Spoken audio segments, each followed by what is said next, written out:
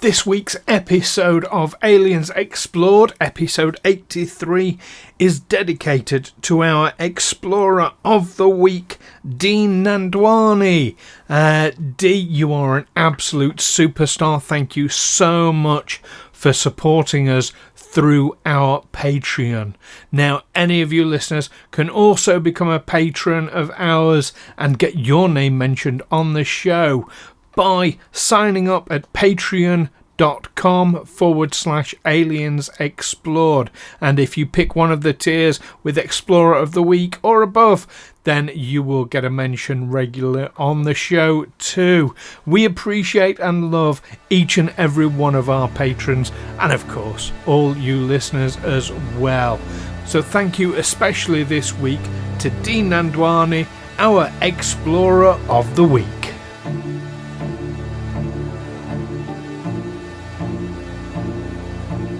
Aliens Explored is a podcast exploring famous and obscure cases of UFO sightings, alien abductions and other strange events from both a believing and a sceptical perspective whilst keeping an open mind.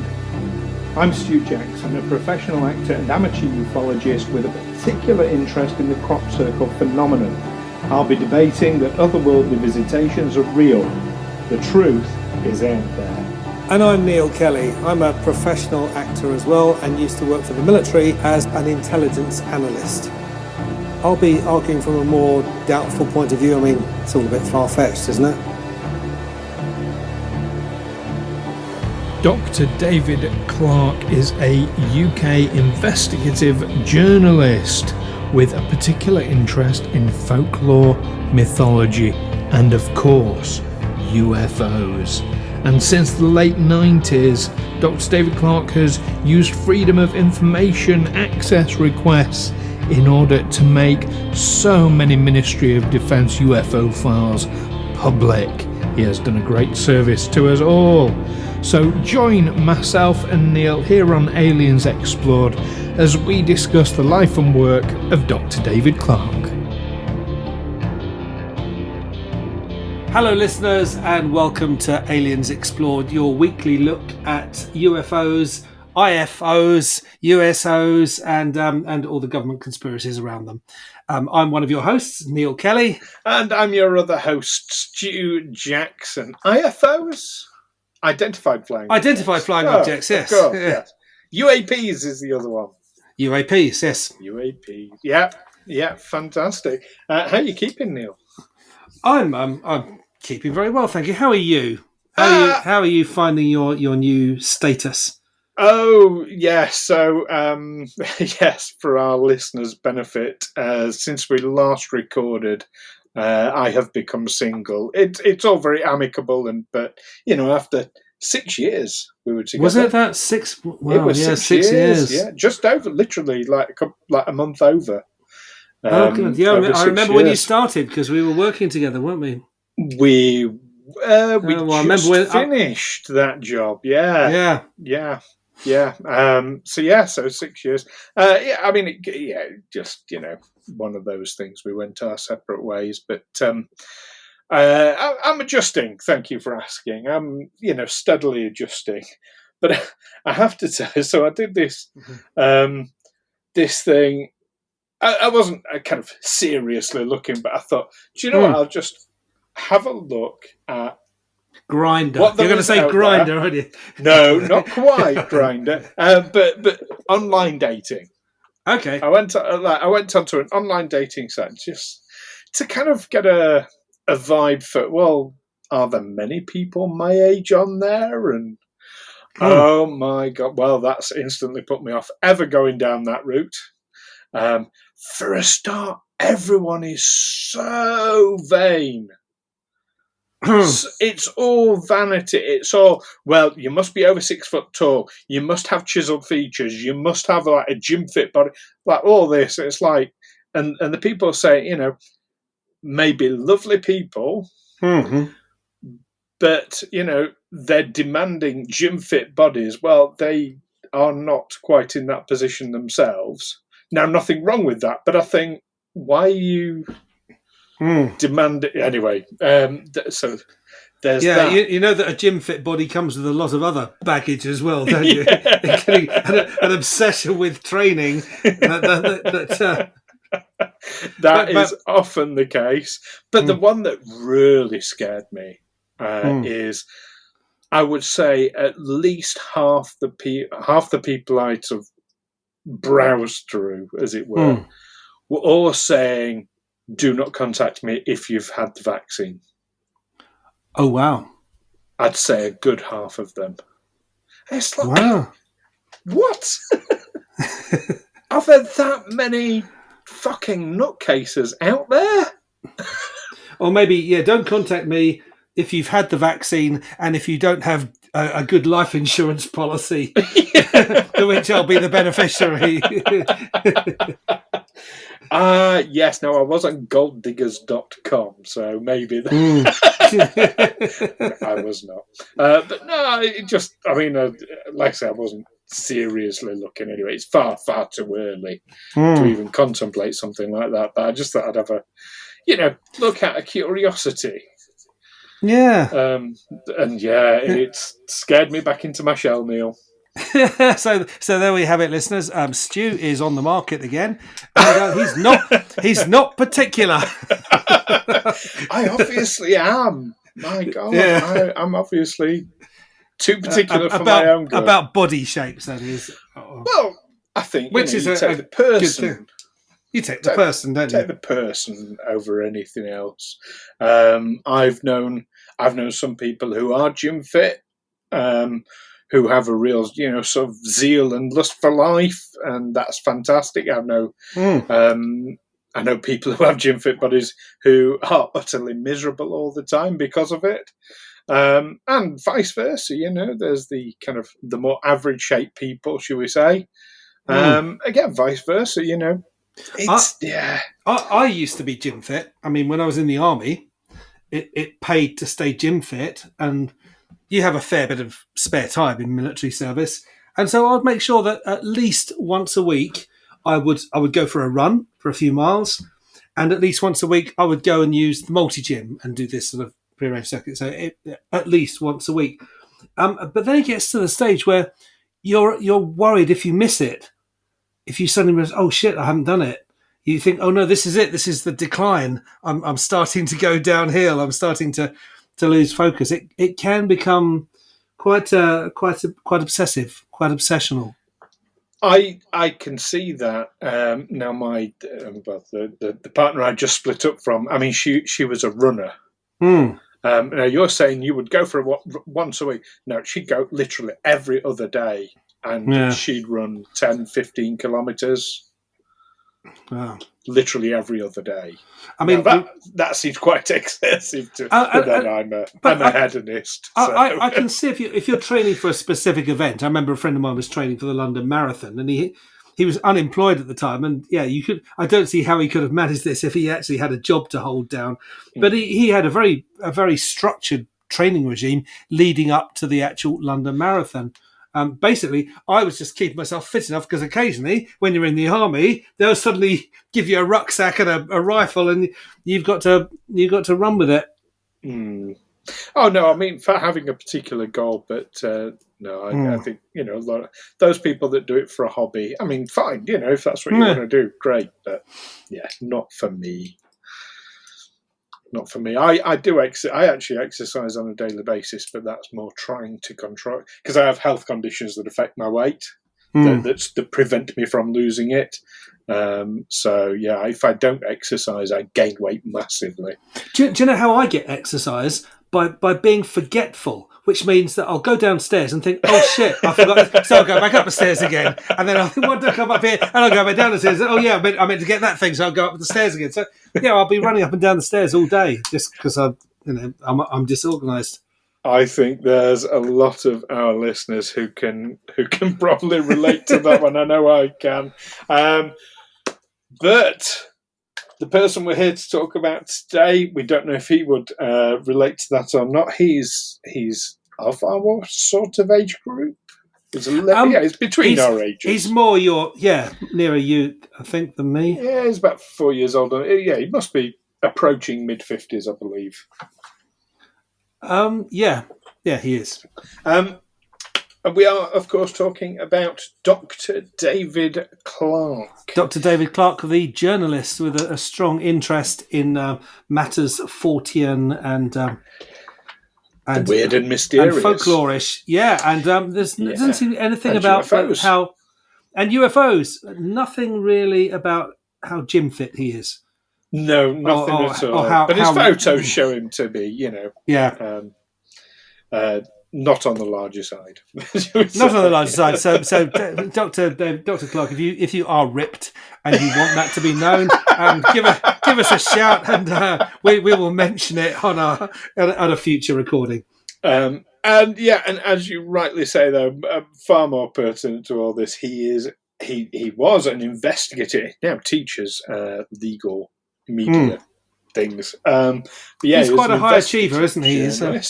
Yeah, definitely. Very successful in his career. And yet, back in the 90s, he became interested in UFOs. But here's the crux of the guy, for me at least. In 98, he started using the UK's Freedom of Information laws to get the Ministry of Defence to release UFO information and files. Yes. And did so very successfully. Now, he's the guy who is kind of single-handedly responsible for the Rendlesham Forest case being in the public, or having public awareness. He is indeed, yes. If it wasn't for him, we probably wouldn't know about it to this day. And there are countless case files where he's helped. He was, so, I mean, a massive thank you to Dr. David Clarke for that. I mean, I'm looking at an article in The Guardian. That's an English left of centre newspaper for our non-British listeners. In all, more than 3.9 million documents have been downloaded, and one UFO policy file from 1997, which contained formerly top secret documents, has been downloaded more than 250,000 times. Now, top secret information, just to remind our listeners, it's officially designed as information the unauthorised disclosure of which would cause exceptionally grave damage to the interests of the nation.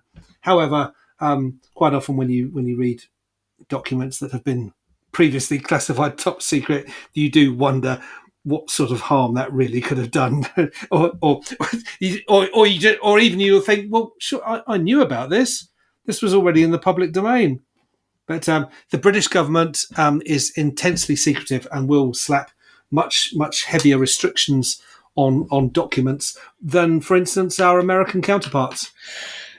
It's funnily enough, I'm not one to defend our government, as we know, as our regular listeners will be very aware. But you know what I'm going to say? It's probably better to err on the side of caution with that sort of thing.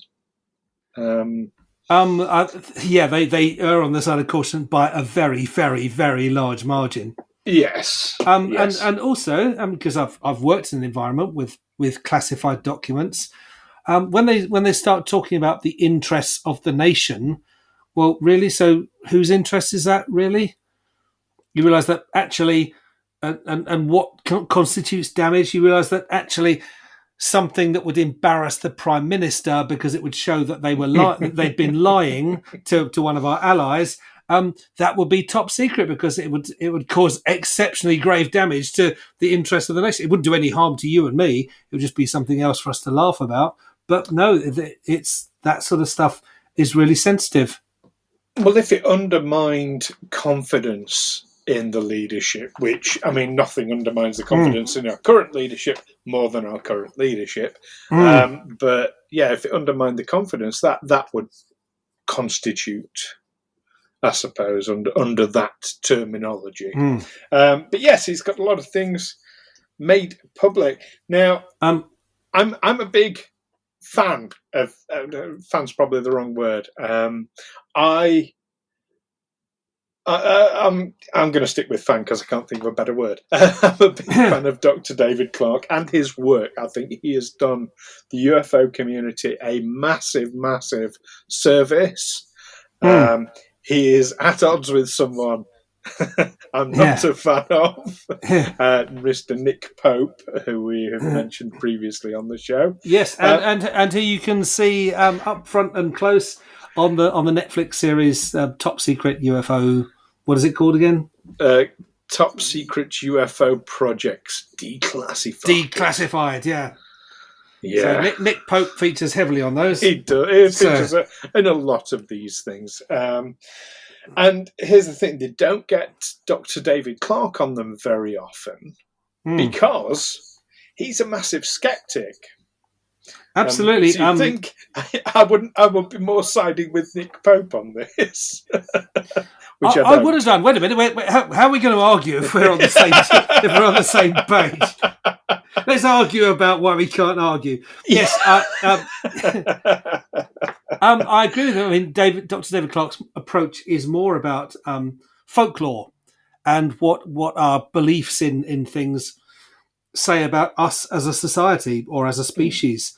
That we've gone from believing in hobgoblins and witchcraft and things, and now we're looking to the skies and we're seeing UFOs, but they can sort of be classified into the same paranormal. I agree. Yeah, the Fortean kind of. Yeah, if you read the Fortean Times, that UFOs are lumped in with ghosts and demons and all sorts of other phenomena. And it's about us really, and why do we look in a particular direction when we're confronted with the unexplained or unexplainable? Well, I look at it more the opposite way around, rather than UFOs, aliens are actually like kind of the mythological fairies of the past. I think what we previously categorized as fairies and things like that are actually extraterrestrials, just incorrectly categorized. I mean, I'm saying extraterrestrials. We don't know for certain that they are from another planet. We don't know if they are interdimensional beings. We don't know, in fact, if they are terrestrial beings, just a different intelligent race. The hollow earth theory being what it is, and maybe they're a race that have evolved secretly from us. Maybe they're time travel. Who knows where they come from? They're travelling from another dimension. But the switchover came quite quickly. Do you know about the witchcraft law of 1757? I think it was. Not familiar with that specific one. No. Right. This was a law that was passed by government that basically said we don't believe in this witchcraft stuff anymore. What that means is if you accuse someone of being a witch from now on, you can be had up for libel or slander. And similarly, if you claim to be a witch and to have magical healing powers or whatever, or you're selling your potions, you can be arrested for fraud.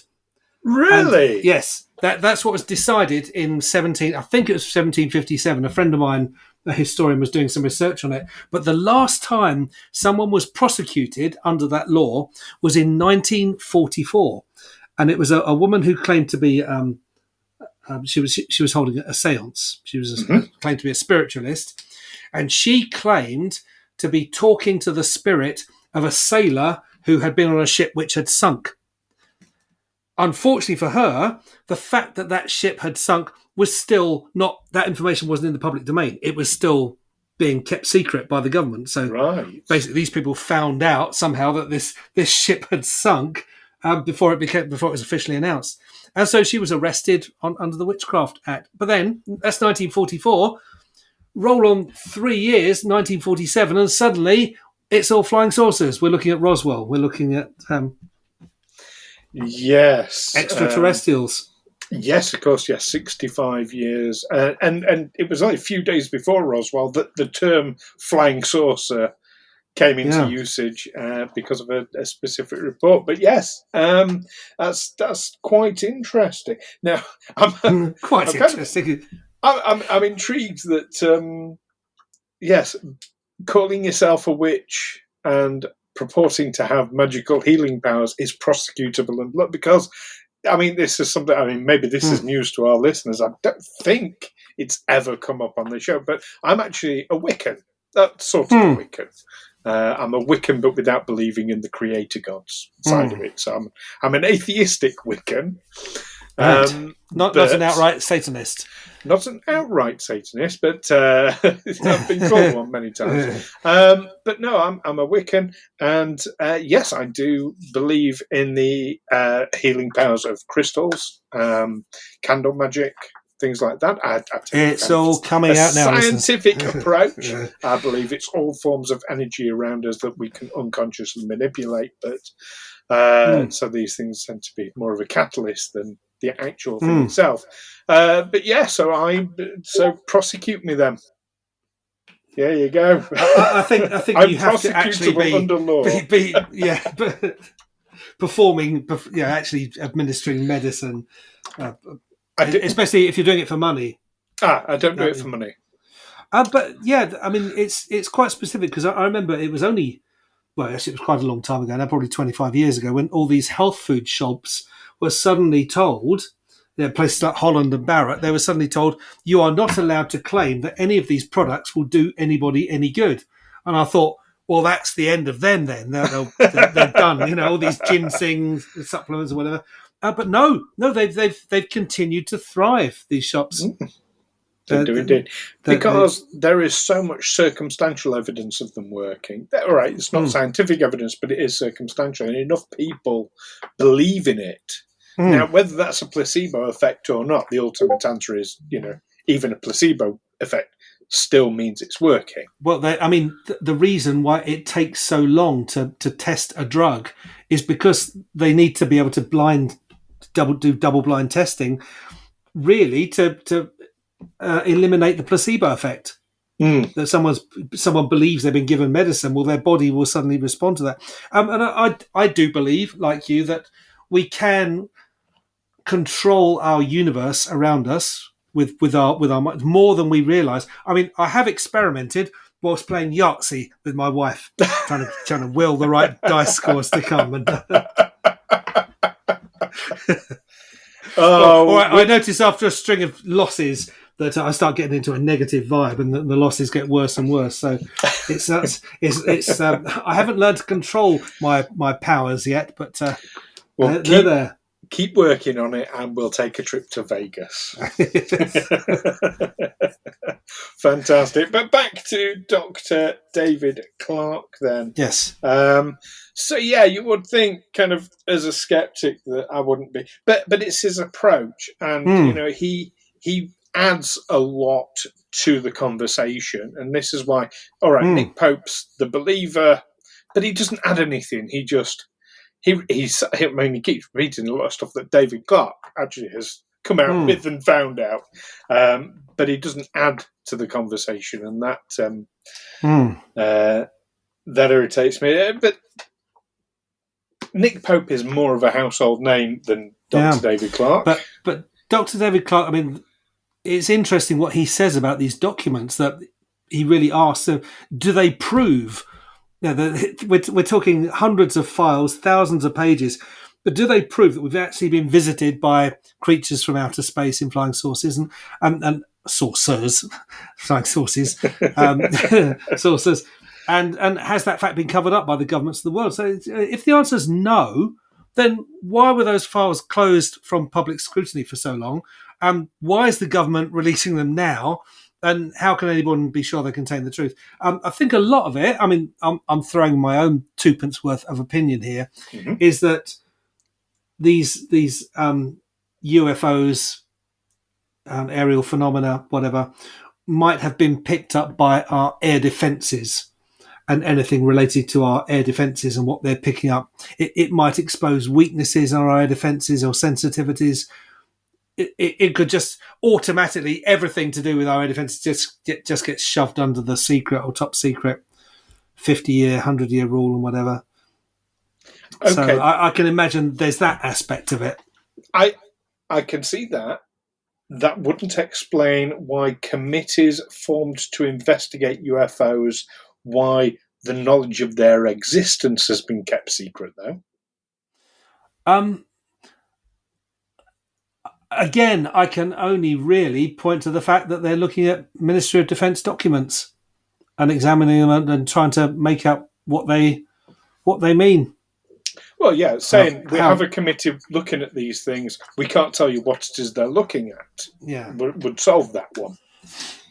But he also, he's noted that the frequency of sightings logged by this UFO desk each year, and there's a certain number every year, but at certain times those numbers have spiked, and they spiked in 1978, coinciding with the close encounters of the third kind. This is the third time. Close encounters of the third kind, and the interests in UFOs, UAPs that sparked, and also in the late 90s when the X-Files were very popular. Yes, but so, I can see I see what you're getting at there. It's like, oh well, people are kind of they're inspired by, but I can see a flip side to that. So you take the Close Encounters movie. For one thing, it might be that people are seeing these things all the time, but it's only having their awareness drawn to the idea it might be a UFO by such movies and TV programs that makes them more aware. It makes them more conscious of what it could be. I'm certain that people are seeing UFOs all the time. It's just like, what was that? And then not thinking anything more about it. But if you've just come out the cinema watching Close Encounters of the Third Kind and you see a light dash across the sky, you're going to be, it's a UFO. Yeah. And you're more likely to report it. It doesn't change whether or not it's been seen, but it does change how reportable it becomes. Yes, which presents overwhelming evidence that UFOs, whatever they might actually be, are very much a social and cultural phenomenon. Well, no, it could still be this strange technological thing. It's just the spikes aren't because there's more of them.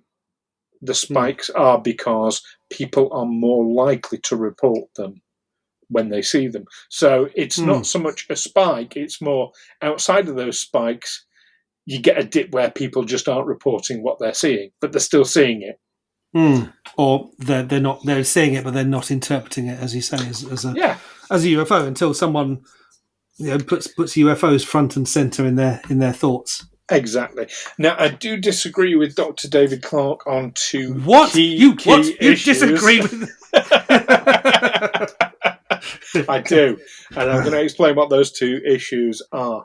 So, firstly, and as a skeptic, I think this is going to sound very brave to say, but I think it suits his narrative as a skeptic. But he says that when he asks for a Freedom of Information request, say on a particular subject, let's say the Rendlesham Forest case, and he says, I want a Freedom of Information request on all the documents that you have, and they give him a load of documents and say, there you go, that is everything we have. He accepts on face value that they have given him everything.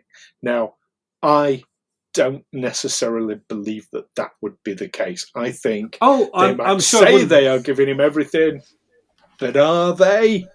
Yeah, because to say just give me everything about this, well, there might be lots of other documents that have been filed under something slightly different. Well, we're not going to give you, even though we know they're pertinent, that it's not what you asked for, so you're not going to get it. We're not giving you anything we don't have to give you.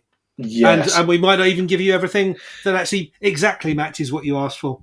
Exactly. But we'll tell you that we have. And there are also numerous documents known about that the Ministry of Defence claim to have lost.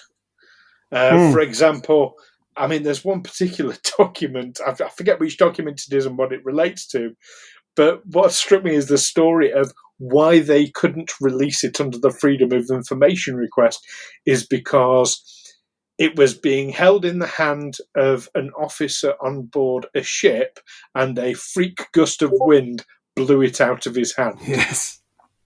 That's why they couldn't release it under the Freedom of Information. Now, Dr. David Clarke takes all that on face value.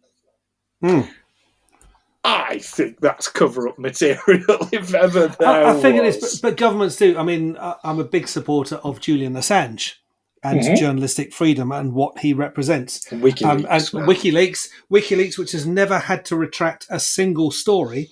And unlike the Daily Mail. Unlike the Daily Mail, which has to do it pretty much every day. The story relating to WikiLeaks, and it was with Chelsea Manning as well. Basically, I think it was a journalist from the New York Times posted a Freedom of Information Act about Iraqi casualties in Iraq, civilian casualties. The American Department of Defense, they were obliged to legally answer that question, to provide the evidence. But what they did instead was they lied and said, we don't have that data. We haven't collected that information. Chelsea Manning, who at that time was male identifying, I've forgotten what her name was when she was male, but she knew that she was working as an intelligence analyst, had that information to hand, and said, well, they're breaking the law. So she posted the information to WikiLeaks. And that's why she and Julian Assange ended up in prison for revealing the truth, for complying with a legal freedom of information request. They were accused of espionage or spying, but they're actually victims of a great injustice, and we should all take note of that. I'm sure Dr. David Clarke, as a journalist, would have something to say about the Assange case. I bet he would. And Dr. David Clarke, if you are listening to this, get in touch. Let us know what you think about Assange and co. Let us know what you think about UFO. Have we got any information about you incorrect?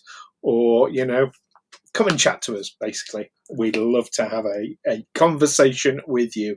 And same with you listeners. Let us know what you think about Dr. David Clarke. Is he indeed the pioneer that helps the UFO community, as I believe so? And I think, you wouldn't disagree, would you, Neil?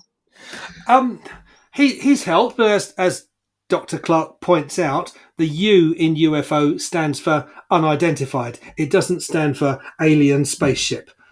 Absolutely. But it's about having the wider conversation. But listeners, do you think maybe he hinders the community by being such a big old skeptic?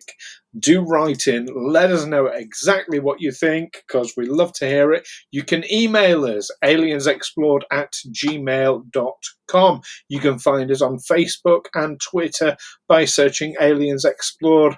Or if you are one of our Patreon patrons, you get exclusive access to our Discord server, where you can join in the conversation with other like-minded people, and me and Neil as well.